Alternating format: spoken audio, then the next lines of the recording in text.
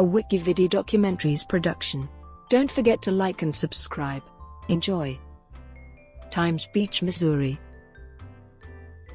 Times Beach is a ghost town in St. Louis County, Missouri, United States, 17 miles southwest of St. Louis and 2 miles east of Eureka.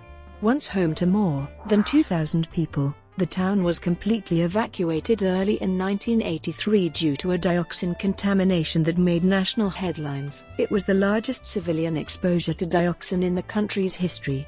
In 1985, the state of Missouri officially disincorporated the city of Times Beach. The site of Times Beach now houses a 419-acre state park commemorating U.S. Route 66, the famous highway that stretched from Chicago, Illinois, to Los Angeles, California, and passed by the community, as well as the history of the Times Beach area. The park opened in 1999. In 2001, the EPA removed Times Beach from its Superfund list. The 1987 film Made in U.S.A., directed by Ken Friedman and starring Adrian Pasdar, Penn and Lori Singer, is partially referred to Times Beach. History. Times Beach was founded in 1925 on the floodplain of the Merrimack River in a promotion by the now-defunct St. Louis Star-Times newspaper. A purchase of a 20 times 100 feet lot for $67.50 included a 6-month newspaper subscription. In its early years, the town was primarily a summer resort, but the Great Depression followed by gasoline rationing during World War II combined to reduce the feasibility of summer homes.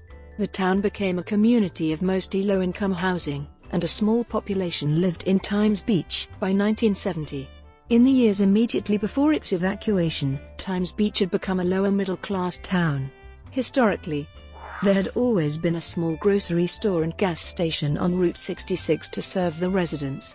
Prone to flooding throughout its history, its first buildings were built on stilts. The town experienced a devastating flood in December 1982. It happened just as the Environmental Protection Agency was confirming that dioxin contaminated the soil, leading to the town's evacuation by 1985 and complete demolition by 1992.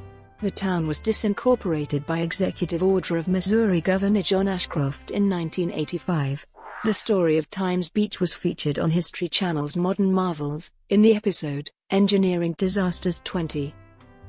NEPCO Chemical Waste Disposal. During the late 1960s, the Northeastern Pharmaceutical and Chemical Company Incorporated began operating out of a facility located near Verona, in southwestern Missouri. This facility was owned by Hoffman Taff, a company that produced the Agent Orange herbicide for use during the Vietnam War. By the time NEPCO ceased its operations in 1972, Hoffman Taff had been taken over by Syntex Agribusiness. From 1970 to 1972, NEPCO was primarily involved in the production of hexachlorophene, an antibacterial agent used in soap, toothpaste, and common household disinfectants, from 2,4,5-trichlorophenol and formaldehyde. 2,4,5-trichlorophenol is synthesized from 1,2,4,5-tetrachlorobenzene by the nucleophilic aromatic substitution reaction with sodium hydroxide. Unfortunately, instantaneous dimerization of the resulting phenol produces trace amounts of 2,3,7,8-tetrachlorodibenzopdioxin, an extremely toxic compound known to have both acute and chronic adverse effects. Beginning the process of production with 2,4,5-trichlorophenol that contained 3.5 parts per million of dioxin, NEPCO was able to reduce the concentration of dioxin in hexachlorophene to 0.1 parts per million. The result of this purification process led to the storage and accumulation of heavily concentrated dioxin still bottoms, or thick, oily residues, in a storage tank located near the facility in Verona. When NEPCO first began operations, the still bottoms were sent to a waste facility in Louisiana for incineration. Although incineration was the best method to destroy dioxins at the time, it was also very expensive. Looking for less costly alternatives, NEPCO contracted the services of the Independent Petrochemical Corporation. However, IPC, a chemical supplier company, knew very little about waste disposal, and subcontracted the NEPCO job to Russell Martin Bliss, the owner of a small and local waste oil business, charging NEPCO $3,000 per load. IPC paid Bliss $125 per load. Between February and October 1971, Bliss collected 6 truckloads of chemical waste heavily contaminated with dioxin. Bliss took most of the still bottoms to his storage facility near Frontenac, Missouri, where the contaminated Nepaco waste was unloaded and mixed into tanks containing used crankcase oils. Subsequently, some of the contaminated oil was sold to Mount Richards, a fuel company in Illinois, and to the Midwest Oil Refining Company in Overland, Missouri. First cases of contamination. In addition to his waste oil business, Bliss owned a horse arena and farm, where he sprayed waste oils to control the problem of dust. One application kept the dust down for several months. Those who visited Bliss' property were impressed by how well the technique worked. It was not long before people began to hire him for his dust suppressant services. On May 26, 1971, the owners of Shenandoah Stable, located near Moscow Mills, Missouri, Judy Peart and Frank Hampel, paid Bliss $150 to spray the floor of their indoor arena. The waste oil sprayed, which totaled a volume of 2,000 gallons, was uncharacteristically thick and left a pungent, burning odor. Within a few days of the spraying, birds began to drop dead from the rafters of the barns, and horses began to develop sores and lose their hair. Peart and Hampel blamed these occurrences on Bliss, who denied responsibility, claiming that the material he sprayed was nothing more than old motor oil. Acting on their suspicions, Peart and Hampel removed the top 6 inches of soil from the entire arena and disposed of it in a landfill. Despite the removal of another 12 inches of soil a few months later, the horses that came to the arena still became ill.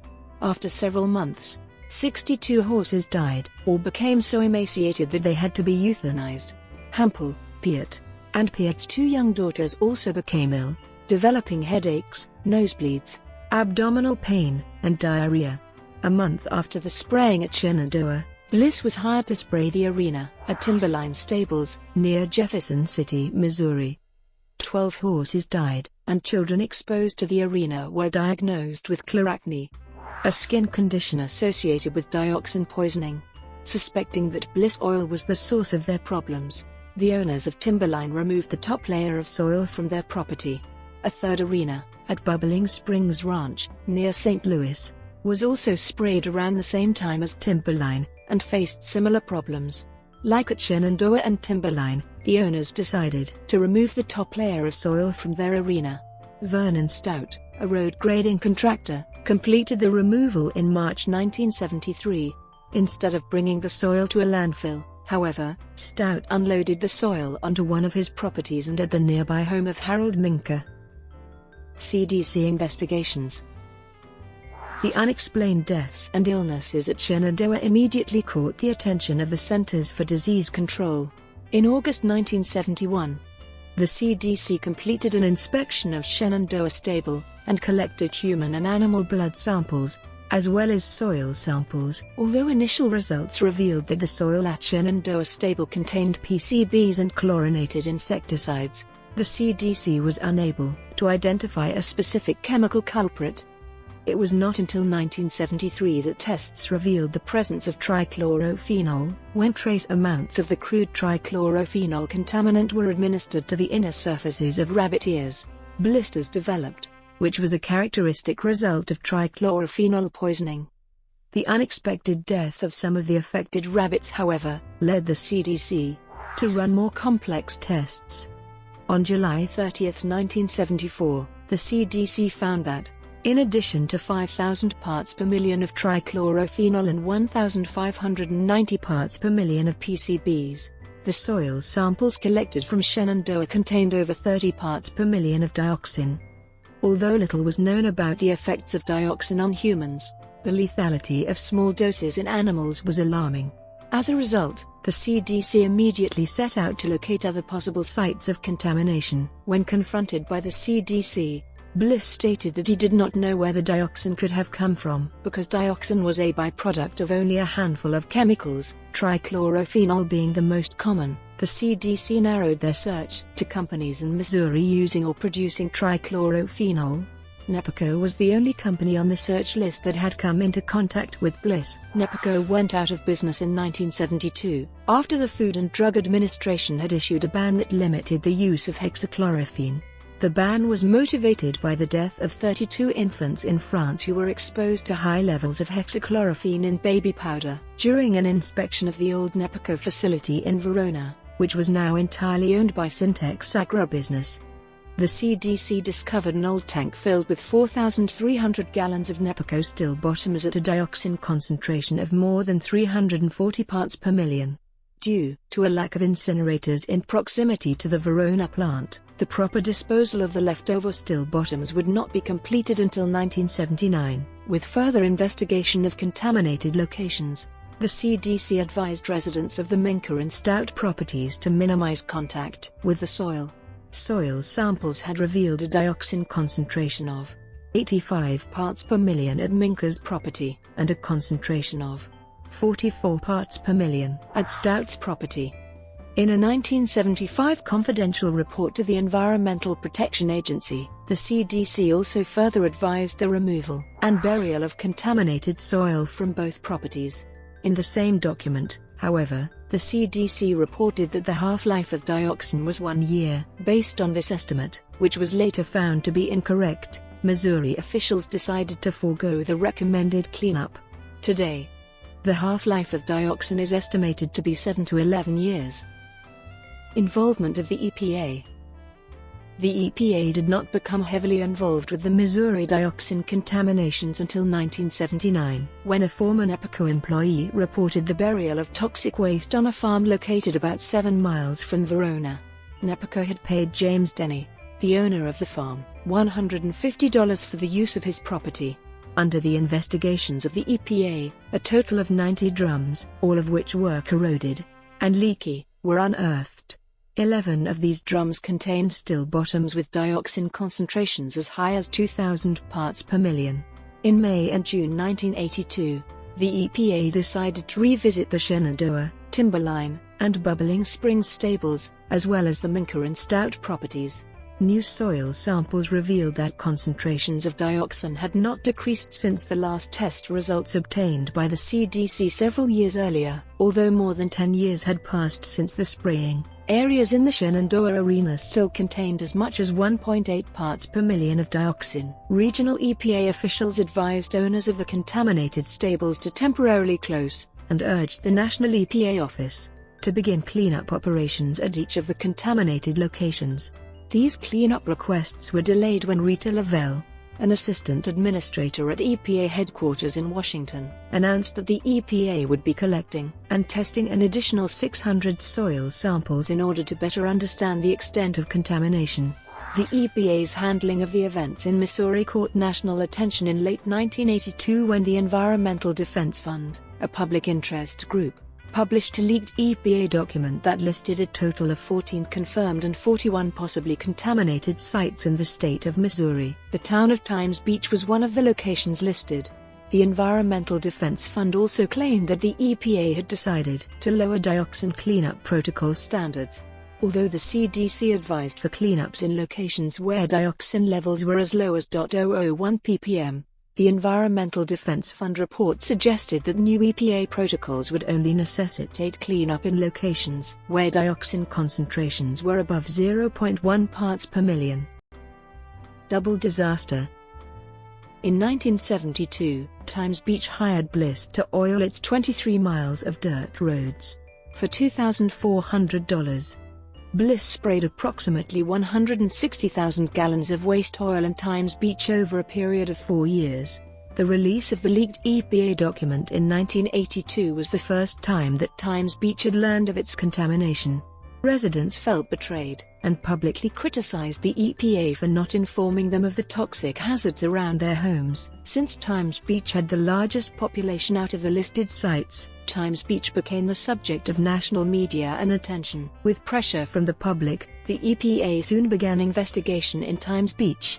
Soil sampling was fortuitously completed on December 3, 1982. A day before Times Beach suffered its worst flood in history when the Merrimack River breached its banks and rose over 14 feet above flood stage. The residents of Times Beach were evacuated, and by the time the waters began to recede, the EPA had concluded its analysis. Results revealed dioxin concentrations as high as 0.3 parts per million along the town's entire network of roads. Buyout and cleanup efforts. On December 23, 1982, the CDC publicly recommended that Times Beach not be re-inhabited. Officials were uncertain about the health effects of extensive dioxin exposure, and even more uncertain of how to rid an entire town of dioxin. Because the town was situated on a floodplain, officials were further concerned that subsequent flooding would spread the contamination beyond control. Discussions of a federal buyout commenced on January 7, 1983, when President Ronald Reagan created the Times Beach Dioxin Task Force, which consisted of representatives from the EPA, CDC, Federal Emergency Management Agency, and Army Corps of Engineers. During a press conference on February 22, 1983, the EPA announced that the federal government would pay $33 million of the estimated $36.7 million cost to buy out the 800 residential properties and 30 businesses of Times Beach. The remaining $3.7 million would be the responsibility of the state. By 1985, Times Beach's entire population of well over 2,000 residents had been relocated, and Governor John Ashcroft had issued an executive order for the town's disincorporation. Since it contained over 50% of the dioxin in the state of Missouri, and because it was no longer inhabited, Times Beach was the logical choice for the placement of a new incinerator. The construction of the incinerator began in June 1995. Once built, it burned more than 265,000 tons of dioxin-contaminated materials from across the state. The cleanup of Missouri was completed in 1997, and had cost close to $200 million. Legal action and responsibility. In response to the events that transpired in Missouri during the 1970s, a number of laws were passed to regulate the generation and disposal of potentially hazardous products. In 1976, Congress passed the Toxic Substances Control Act, which required the testing of chemicals that could pose an unreasonable risk to the environment. In 1976, Congress also passed the Resource Conservation and Recovery Act, which regulated the transportation and disposal of toxic waste. In 1980, the passage of the Comprehensive Environmental Response, Compensation, and Liability Act established a multi-billion-dollar Superfund to investigate and clean up old, abandoned toxic waste sites. The passage of CERCLA also defined the liability of a company and ensured that parties responsible for the release of toxic substances are held liable in the case of environmental damage or harm. In 1983, the federal government sued NEPACO and its officers, Edwin Michaels and John W. Lee, in United States v. Northeastern Pharmaceutical and Chemical Company under the provisions of CERCLA. NEPACO was forced to repay the federal government for its cleanup efforts at the farm of James Denny, the site where NEPACO had buried 90 drums of its chemical waste over a decade earlier. Because the RCRA was not implemented until 1976, Bliss was not legally required to keep records of the chemical wastes he had collected from NEPACO. During investigations surrounding the dioxin contamination in Missouri, Bliss maintained that he had no knowledge of the presence of dioxin in the chemical waste he collected from NEPACO. Still, Bliss was the object of many legal pursuits. Over 14,000 citizens' suits were filed against NEPACO and its officers, Syntex Agribusiness, IPC, and Bliss. Among these were the cases of Peart and Hampel, who in 1976 settled their suit against Bliss for $10,000 and against IPC for $100,000. In 1981, Peart and Hampel also settled for $65,000 from NEPACO. IPC paid $1 million to each of Peart's daughters in 1983. Consequences of the contamination in Times Beach. Although the decision for relocation in 1982 was made in the best interests and safety of the Times Beach residents, the evacuation was not an easy transition. 800 families had to leave their lives completely behind. Initially, parents worried about what to do and where to go for financial assistance.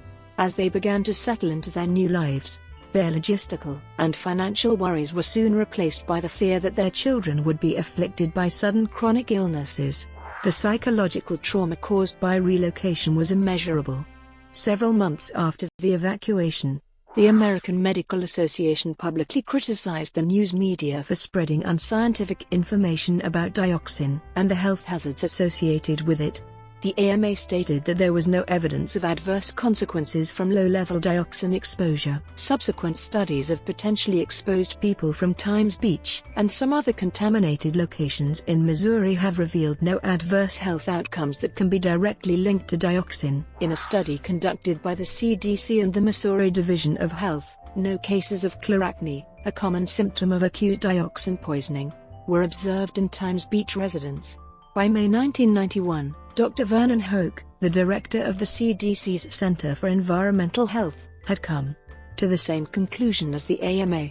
Although he had made the official recommendation to permanently relocate Times Beach residents in 1982, by 1991, he no longer believed that evacuation had been necessary. The land that was once Times Beach is now Route 66 State Park. One building from the town still exists. The park's visitor center was once a roadhouse from Times Beach's glory days, and was the EPA's headquarters for the area. There is a large grass mound beneath which is the debris of the demolished buildings of the former town. The EPA revisited and tested the soil at the Route 66 State Park in June 2012. On November 19, 2012, it was reported that soil samples from Route 66 State Park show no significant health risks for park visitors or workers. Brought to you by WikiVidi Documentaries. Would you like to know more?